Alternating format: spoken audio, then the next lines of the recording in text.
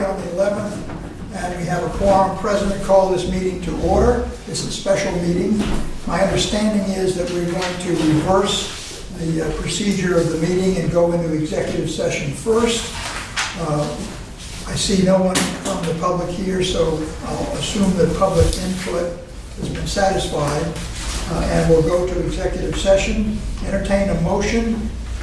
We have two items: collective bargaining pursuant to Rhode Island General Law, Rhode Island General Law 42465A2, and North Farm litigation subject to the same 42465A2. Entertain a motion to that effect. So moved. Second. Second. Everyone agree, raise your hand. The vote is tallied unanimously, so we are entering executive session. We will return from executive session, and then we'll proceed with the first part of our meeting subsequent to that, which is 2018 bond selection and approval.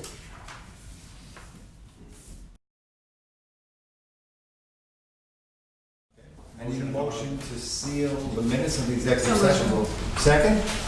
Aye. All those in favor say aye. Aye. Okay.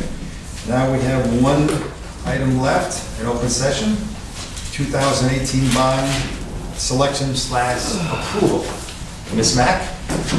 Very good. Thank you for coming. Sandy has been working diligently, quickly.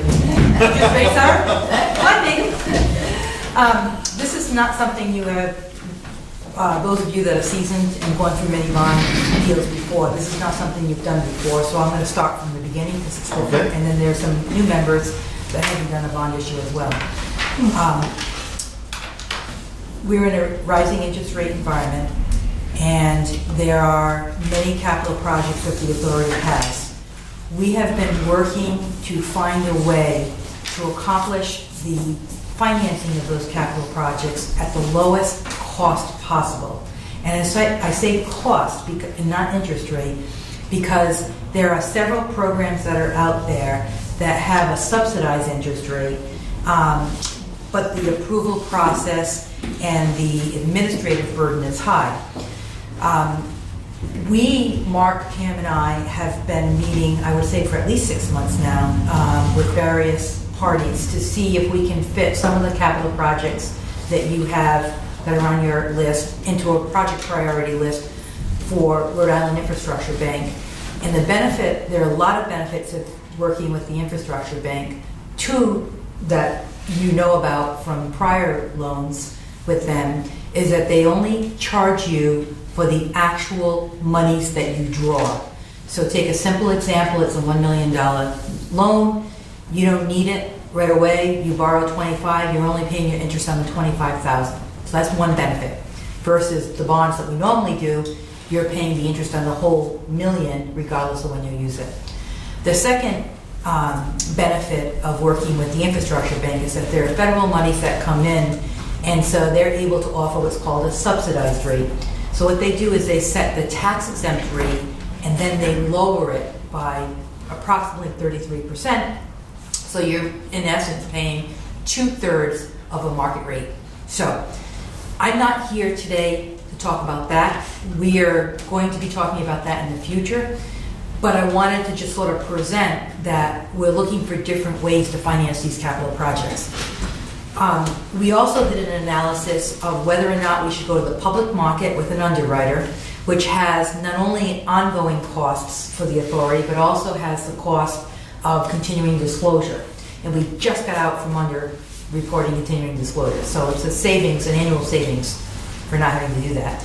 And it is still more expensive to use an underwriter and do a public process than it is to do what we call a bank purchase. So having worked through that analysis, I think Pam and Mark were of the opinion, based on the rates and the cost of issuance of those two methods of going to the market, that we should look at a bank purchase and not a public underwriting. So that's decision's been made. We then, while you did not have to do this, it was encouraged that you do this, and that is to go out for a request for proposal. And we worked on that with a financial advisor. We sent it out to some, I want to say 20 banks, not just in Rhode Island, but in the region, that are likely to bid on bonds like this. We got a lot of questions about the authority. There was a lot of interest, and we got 4 very competitive bids back. The 2 bids that were the most competitive, and notice I'm not using the word lowest interest rate because the most competitive doesn't necessarily translate into lowest interest rate, were Key Bank and TD Bank. Now, you already have an experience with TD Bank in a prior bank purchase that we've done. Mark reports that they're very easy to work with, that their administrative burden is very low. They've been very agreeable, so that's good feedback. Their interest rate was the same, but believe it or not, their cost of counsel was very high. So we went back to both and asked them to sharpen their pencils. And we also asked them if they would somehow or another fix the interest rate so that we would not have to worry about a rising interest rate. And one bank, Key Bank, had already proposed that in their proposal, so they were going to keep the interest rate for 30 days, but TD did not.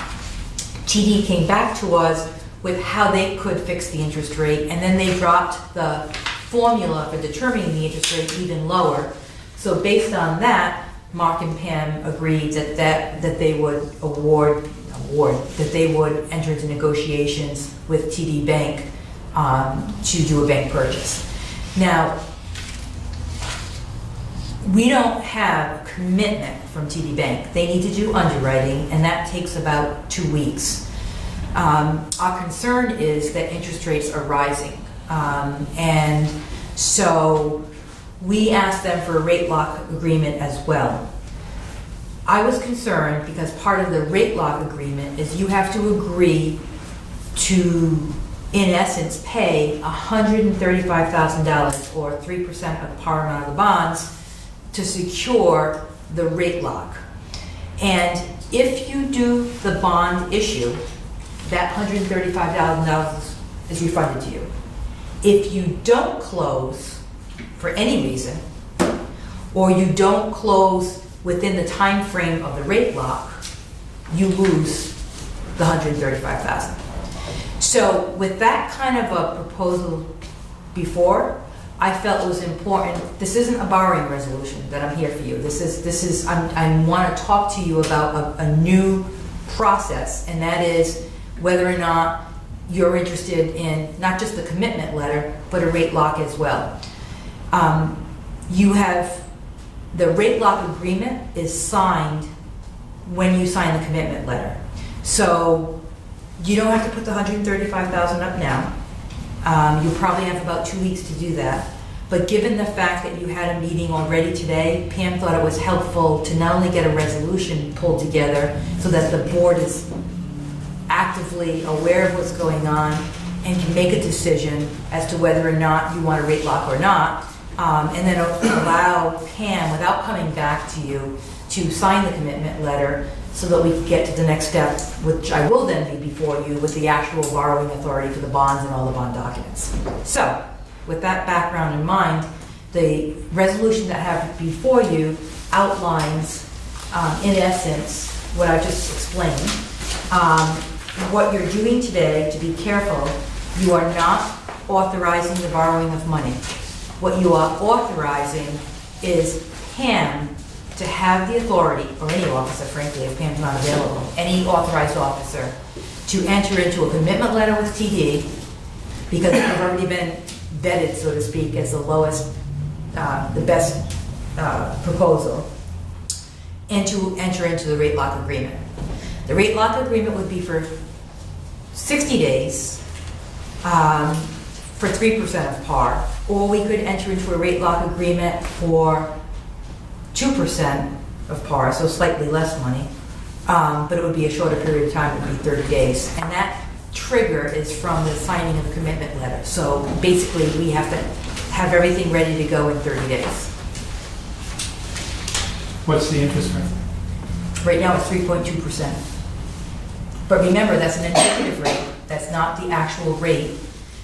That's an indicative rate based on today's market. So we won't have an interest rate until we sign the commitment letter. And see, there's the problem. When we sign the commitment letter, we'll have another indicative rate. My guess is it may be higher. But only when we sign the rate lock agreement do we convert that to a fixed rate. And based on prior experience, is 30 days a doable timeframe? If you all have a supermajority here to vote on this, I can do the documents for you in 30 days. Now remember, the 135 comes back to you. It's only if you don't do it in this specified time that it doesn't. So we kind of err on, it's sort of, we're going to do the deal. We're going to, there's no other than this board, there's no other jurisdiction that needs to approve it. So it's a matter of, Mark has done these before, I've done plenty of these before. So it's, other than you meeting and having the majority, the supermajority, to vote this, I can't think of any reason why you wouldn't enter this. What's the term of the loan? 10 years.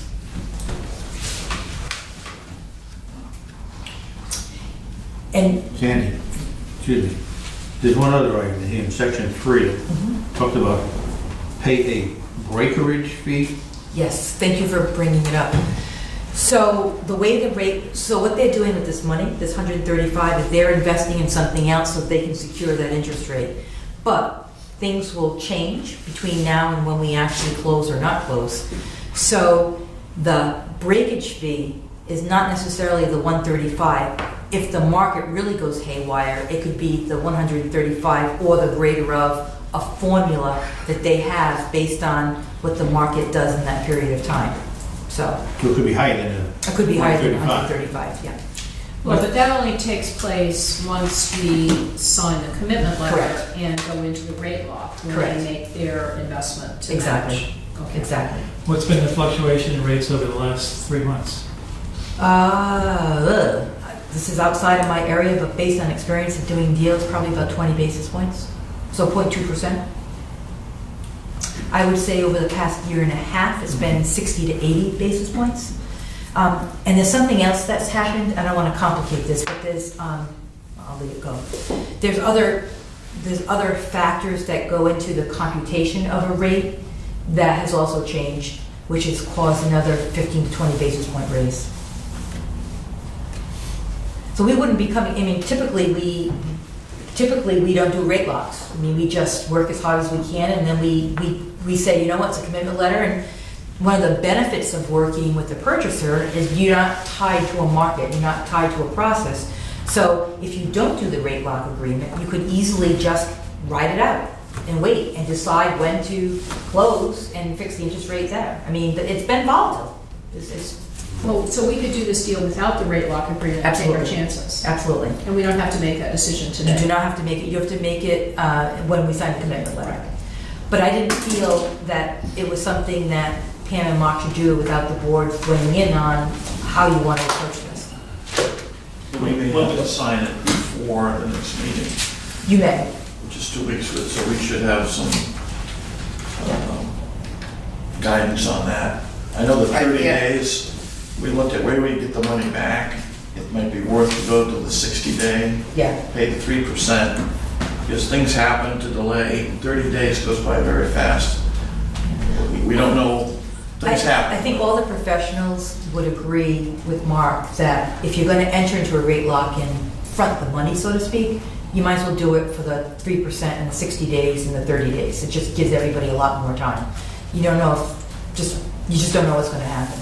What would your recommendation be? I feel confident that we can close this, and I'm not worried about the breakage fee. So I think that I would enter into a rate lock because the market is so volatile that I'm saying it's 3.2% now, but, I mean, Mark, what would it be if the rates go up another 3%? Let's just say they go from 3.2 to 3.4, right? What is that 0.2 difference on 4.6 million? That's the difference of what you're gonna lose versus taking a chance with the 135. I mean, that's really the balance at the end of the day. Do you wanna chance it? And the markets, you know, it's just a crazy time without getting into commentary and politics. It's just really hard to tell you what the rates are gonna do, although I will tell you that in the last 6 months, they've gone nothing but up. Another change in this is that we're going to make monthly payments rather Yeah, I was gonna than answer. semi-annually, which reduces the total interest that we pay over the course. So Yeah. principal, we can afford to absorb that extra debt service this year. Was the semi-annual being paid through the infrastructure bank before? Is that how that was done? Well, infrastructure bank, it would be a semi-annual. Right. Could be whatever you want, actually. But Key Bank had bid it based on that, so we asked TD to go back and do the same thing. So we can kind of get good apples to apples. The bidding process, and just, have we documented that, the documentation of the process that we went through? Oh, yes. I'm sure you do, I'm asking an obvious Yeah, question, so, just to make sure. The RFP looks like this, Yeah, and this okay. is the backup. We were also very careful, since our office was doing it. Yeah. Anytime any of the bidders asked a question, we gave the answer out to the Yeah. whole group.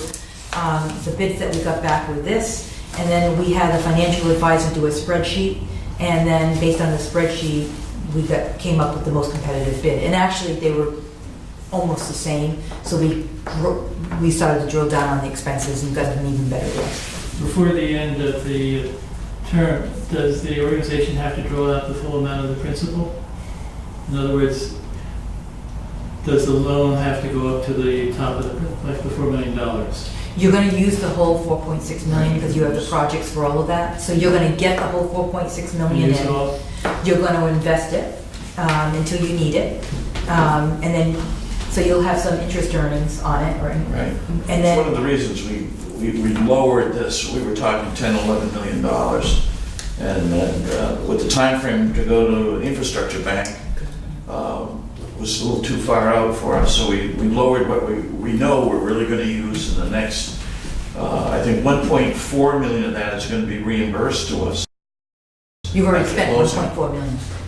So I've paid cash for things, which is one of the reasons we didn't do it in the fall, because we can't do a lot of projects in the winter. So we thought we'd be better off prepaying what we did, get it reimbursed at the closing. So if I were in your shoes, one question I would ask Mark, and I'm sorry to put you on the spot, I didn't think to ask this before, but to make the decision, do you have the ability, if the interest rates go up from, say, 3.25 to 3.4, will you still meet the 125 financial Yes. coverage? And will you still have the ability to pay the extra, the higher interest rate? Right. Now, at what point does it become difficult for you to borrow Yeah. 4%? I mean, Well, we all know that our debt service dropped significantly this year. I think we're down to 1.7 million or something. We had two of those big loans, the purchase of the authority and the pipeline. Both of those will be paid off. One was paid off a year ago, and the other one will be paid off with one final payment July 1st. So that has reduced our debt service now from, I think, 3.7 down to like 1.5 this year. So we have room to absorb in the debt service. That ratio, I think the ratio for the year, we're going to end up close to 5 in our ratio. So we've got. In other words, this year we can afford almost anything, but we have to look at what's reasonable. yeah. Did you say we have to withdraw the entire principal and invest it here, or do we just take the money out This when will- we need it? No, I thought I heard you No, say we have to withdraw. this, we're going to get the money. You're gonna get it all? The money was going to go to the trustee bank. Yeah, we're talking about the infrastructure bank. And we'll draw from it, but we're paying from day one On the whole amount. on the whole amount. Correct. I got you. Correct. I got you. So we're looking And at you're the big. hedging against that because you've already spent $1.4 million, Right, so it's gonna come $1.4 right back in, and then it's gonna be in your general revenue. and So you're we gonna get the full principal amount, on day Correct, one. on day one. I thought I heard that. Yeah. Could be- Yeah, no, I was distinguishing different programs Okay. that we've been But working if you're with. looking, you're looking at the Pawtucket pipeline down the road, that would make more sense to do it through infrastructure bank, Absolutely. where you can only, it might take years or 3 years that you can, like a home equity loan, you just take a little bit at a time. Could we park it into a bank or? So So, short-term accounts. Well, this would be through infrastructure bank. No, but I mean, we would get the money and perhaps not use it all right away. You know, they issue it, they release it when you need it. You get it when you up to use the it. point. They give you 2 years to 3 years before they hit you with the rest of the, You mean they have the money until we ask them to release it? Correct. they That release was my it. question, so we, That's the RIB, that's not the program we're Yeah. doing right now, that's If a you look at different program. The last sheet, yeah, I was gonna And ask your what a package tie here? into this, because I was. we're doing two loans essentially. Yeah. One is through the bank, which can't be financed through the infrastructure bank, which is the blue numbers, it's about 4 million. okay. Then we're doing the infrastructure bank, which is the 6 million in the green. Now, Exactly. It says 4.6 million here, and then, so how does that Yeah. 4.6 million tie into this sheet? The difference That's the is, total in that column.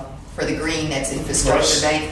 This year programs and next year's Right, but program. for us, The total, excuse me, the total is 6 million for infrastructure bank.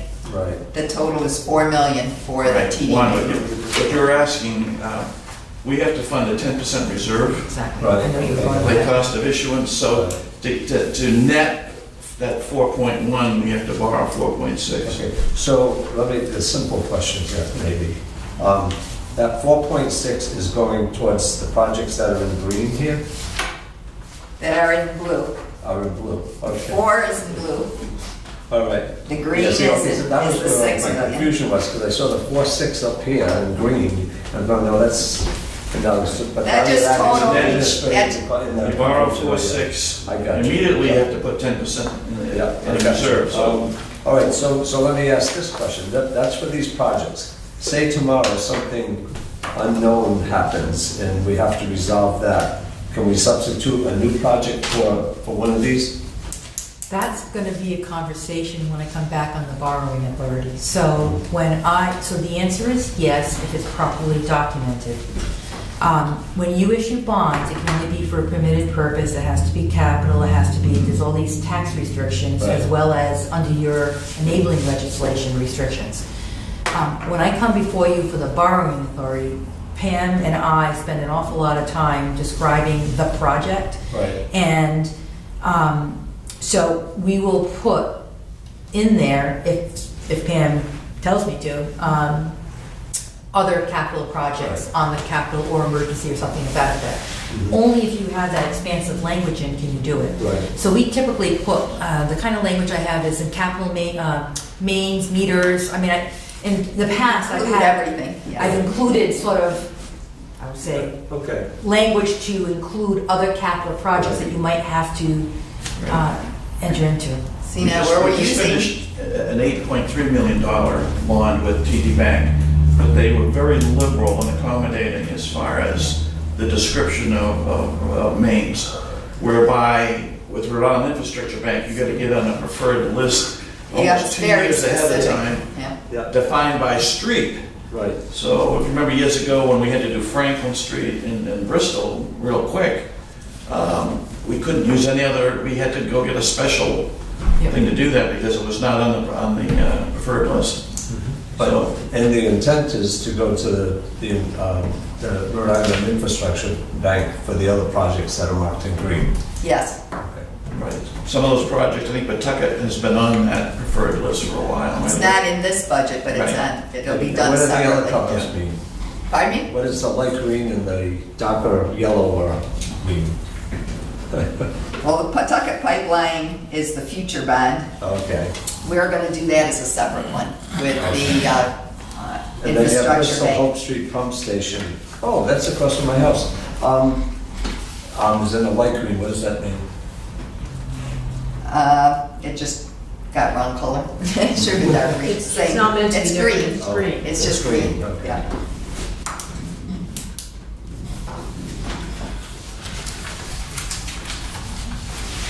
Do we need a vote? Joe, do they need to vote on this? What is, how they're adopting resolution, yeah. Yeah. Yes. Make a motion, we adopt a resolution. Second. Right. Any further discussion? We need at least 6 affirmative. on this? No, we're just approving the up to the, was it 135 or something? This is not borrowing, actual. No, This is- I'll be back in the next meeting for Okay. that. Hopefully with a commitment letter and a All rate. those in favor signify by saying aye. Aye. Opposed? Thank you. See you in 2 Motion to weeks. adjourn the meeting? So moved. Thank you. Second? All those in favor of adjourning the meeting?